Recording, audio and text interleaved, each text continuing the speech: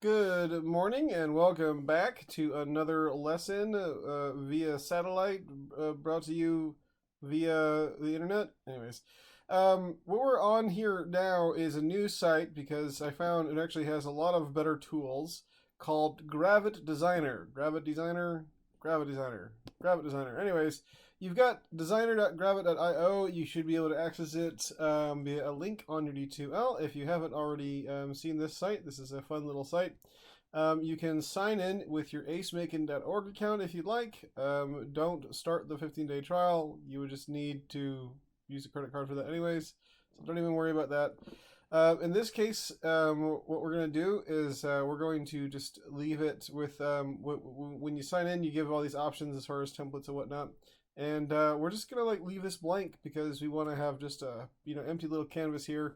And we just want to make sure that when we're done with everything, we have, we get rid of all the stuff, all the extraneous stuff when we export this.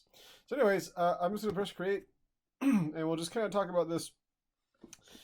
This being the third vector illustration tool that you've used, there should be some things that you're looking for at this point. Obviously, we have our selector, and then we obviously have our shapes, and then obviously we have a pen. And this one actually has several different things that you can use alongside that that will help you with in different ways than, say, for instance, the other programs did. So let's take a look here. First, what we're going to do before we do anything, we're going to create a little. We're going to use our pen to create a new silhouette of some kind.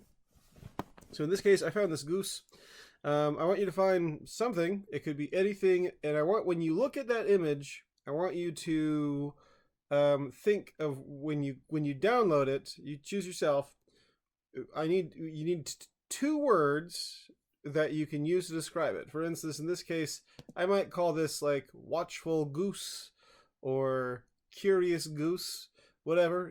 Point is, you want to have two words that can describe what it is you're looking at. And then when you have that, think in terms of what kind of company that you would want this to be representing here. So we're not going to create a very complex logo here. Let me just show in folder just so I know where I downloaded it to. In this case, it's under my little SD card here. So I'm going to click this little button that says image, and I'll find my little SD card here, and I'll find my goose. Here we go, and that'll pop in, and it's already really gigantic, so I'll just zoom out some until I can see this. Okay. So with this done, what I can do is I can just get my I might zoom in just a little bit further here, maybe just 66, maybe 100%. We'll just what's great about this is you can hit your little hand icon, or if you have, like, for instance, your select tool, you can hold down the space bar here. A lot of the same things. Now, the pen tool works in the same way that every other pen tool we've ever used, with a few minor adjustments. For instance, with this, you can click once, you click and you hold, and it creates a curve. You click again, it follows that curve to wherever it, sort of it's going to lead to. The next line you do is going to have a straight line, right? And then until you curve again, it's not going to curve. But it'll continue to curve, right? So the thing about this one is that you don't actually, what do you call it? You don't actually adjust the anchor points until you're done with the curve. But when you actually create the curve, so for instance, if I wanted to make a curve here, and then this handle that I'm holding, this little handle that I'm moving, if I wanted to move it independently, I can hold down the Alt key, and it'll move independently of the other key. So once again, you hold it down, and then you hold down the Alt key to continue on a different direction here. So just make sure you keep that in mind and stuff. And once you have all that, kind of in your mind, once you have all that done, you can get your select tool. You can double click on it on your shape here, and then you can go in here. You can adjust your anchor points once you get done with all that. So it's a powerful tool. It works really well, and it's one of the reasons why I wanted to use this one instead of the other one that we were using instead of Vector.com. Vector.com is a fine program, and if you're having a hard time with this, you should be able to do some of the same things with Vector.com, but not all the same things. So I think it's one of the reasons why we're using this. Okay, well, that being said, I'm going to make a silhouette of this duck or this goose, and then obviously I'll just speed through this here, or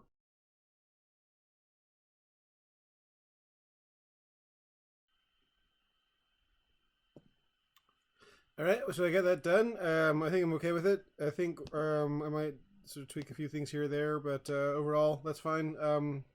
I would once again strive to make this silhouette be as recognizable as possible. And let's just change the color to something different here. I'll just change it to sort of a dark red color. And then I'll change the stroke to nothing. And in order to, so if you look down here, obviously you can see that I've got my fills and my borders. The border you can just switch off by changing the value to 0. The fill you can switch off by either hitting this little visibility icon or change the opacity to 0%. From there, we'll talk about how we apply gradients and stuff later on. Anyways, we'll click off of this for now, and we can actually just go ahead and just delete our picture in the background. Okay, great. Okay, Nina. All right. Well, that'll do it. All right. So I hit this little. I selected the little vertex here, and then this little corner thing popped up. We allow me to curve it. So if you really have like a point that you want to curve out, you can't adjust it. You can't make a what's the word I'm looking for? Sort of an angled into a curve. You can't make those changes unless you buy the pro version, which you don't need to. Don't buy the pro version. You need your parents' permission anyway, so don't even do that. And right, okay. So with that done, let's create our logo, because the idea is that we're going to create a logo based on circular text. So how do we create circular text? Well, we need 2 circles. We need a circle for our text, and we need the text to go on the circle. So clearly we need to find our ellipse. So let's grab our circle here, and let's just draw a circle. And hold down Shift and just draw a circle over this duck, so this goose here. And I can just select both of these and just double check. So that over here we have our alignment. So you should be noticing all the same tools. The tools should look all this very familiar to you.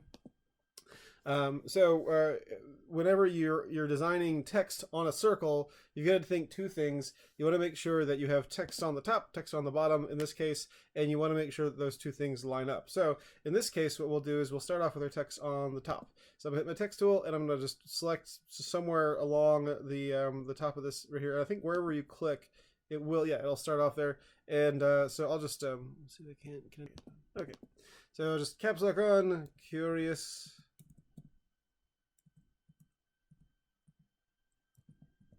Curious goose. I think I actually hit the what do you call it? The enter key a couple times. Okay, so I like this. This is kind of fun. I want this to take up more of the top. So I could do a couple things here. I could make the size bigger. I could change it from 200 to 300. That's sure. And then I also want it to be maybe a little more spread out. So just take a look at that. You don't want it to be so huge that the letters themselves start to look like they're leaning very extremely. But I will take the character spacing here and pull it up. We call this the kerning or the tracking. And I'm just going to eyeball this. I want this to be as close to centered as I possibly can. So I want the beginning and the end letters to be kind of even on their bottom edges here. And if at some point you like the way it's spaced out, what you can do is you can kind of deselect, and then you can sort of hover over until you find that little red dot and sort of move that along here. Now, after I've done this, I've had this freeze up on me a couple times here. So like actually the page will just stop responding. So I'm going to hit this little save button here, which is going to save it to the cloud. I'm going to just go down here, and you can see where I was experimenting with something else earlier. And I'll just call this goose logo. You name it whatever you want. I'll save this for now. And before we do anything else, the sort of starter version that we're using doesn't allow you to do more than 1 text block.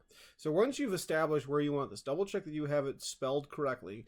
Just select your text, and then go over here to modify, and then go to path, and then convert to path. This is a thing that every vector illustration tool has. There's always a method of taking text or some kind of like blend, some sort of effect, and then just converting it to basically just a path, right? So we can no longer edit this, and as far as I know, we can't even rotate it, in the same way we could like sort of rotate it and fix it and whatnot. But at this point, it's permanent the way it's been placed on here. So once we have our text sort of solid and confirmed, this is kind of the basic stuff to get your text lined up on the bottom to where the top of the top text lines up with the bottom of the bottom text, we need another circle that's going to be bigger. And the way we'll do this is, so we have this made into a shape here. We'll hold down the Shift and the Alt key, and we'll just grow this out to where it lines up along the top, right? And let's get our text tool here. I'm just going to save this real fast. And let's just click somewhere down here, and it should line up. Oops, it didn't quite work there. Oh, there it is. And let's grab our font we used. All right, so once again in caps lock, I'll just type in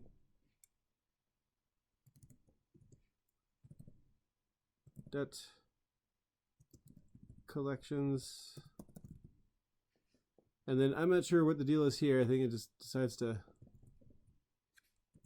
There we go. Cool. All right. So for whatever reason, it has like a funny little habit of that. So before I grow this out, I'm going to just click off of everything. Just click once on the text itself. And we should see over here under our appearance. If you don't see all this, we should see our little appearance over here. And we should be able to see script left to right, scale, font on resizing, all that stuff. On path, outside, reverse. I'm going to click on reverse. That way it's going to reverse itself and it's going to go on the inside here. And then from there I can kind of drag this down some to kind of prop up, say, right here. It will tend to drift off while you're moving it, but then it should snap back to it. And then from there I can just double click on my font and I can start to resize things, and hopefully I don't crash this. I'll just make it once again like 300 weight. And then I'll definitely space out the characters a good deal to where they fit all this. Okay, I just want my S and my D to kind of like. All right, good, cool. All right, so with that done, we've got our text here. Once again, I'm going to go over here to modify path and convert to path. And so some things I've been noticing about this, if your text is pretty big, it reacts oddly to things, so just keep that in mind. And what we'll do is we'll just once again take our text, our shape here, and we'll just sort of grow this out some. And then what we'll do is we'll go over here to edit, and we'll go to duplicate. I'm going to change this to, say, for instance, red. And then I'll just take this and I'll just sort of shrink it down to where it sort of fits inside. So you want to have like an even gap on both sides of the text. And we'll just hold down Shift and select that. And we should go over here to our little Pathfinder kind of equivalent and hit subtract. And here we go. So to kind of like round all this up, what we could do here is we could do a couple of things. In fact, I'm going to save this, and I'm gonna create two versions of this that I'll sort of like kind of put out there for you guys to kind of think about. So the first thing I'll do is I'll just take all this. I'll take this as well, and I'll just sort of see if I can't maybe punch this out. Okay, and then what we can do here is we can take our fill and sort of just, all right, there we go. So we've got that. That's a lot of fun. All right. All right. So I'll put this to the side here. In fact, what I'll do is I'll just edit and copy this for now. Okay. Control C for that, and then I'll just back this up some.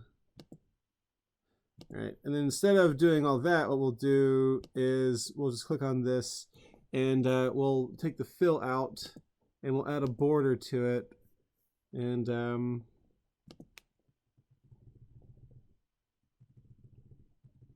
then the border, and we can change all the stuff here. So let's add a border to that. So we can change the border color to, say, for instance, that same red. We can change the this fill to the same red and stuff. Same here. We take this fill here and change the same red there. And then I'm gonna go over this way and Control V. There we go. And so now I got both of these guys. Oops, hanging out here. All right, so the last thing we'll do is we'll just take all this and kind of like sort of center that, and we'll have two versions kind of this chilling out. I get my rectangle tool here, and I'll just make a little rectangle that I will then fill with a sort of opposing gradient. I'll do like a linear gradient here. I'll just sort of drag this down and drag this up. And I want to make sure it goes from like well, it doesn't really matter which way it goes. It's dark to light, light to dark. I'm gonna have it start like maybe towards like the green end here, like a mint green, like an aqua color. I have it start off light. I don't have it go dark.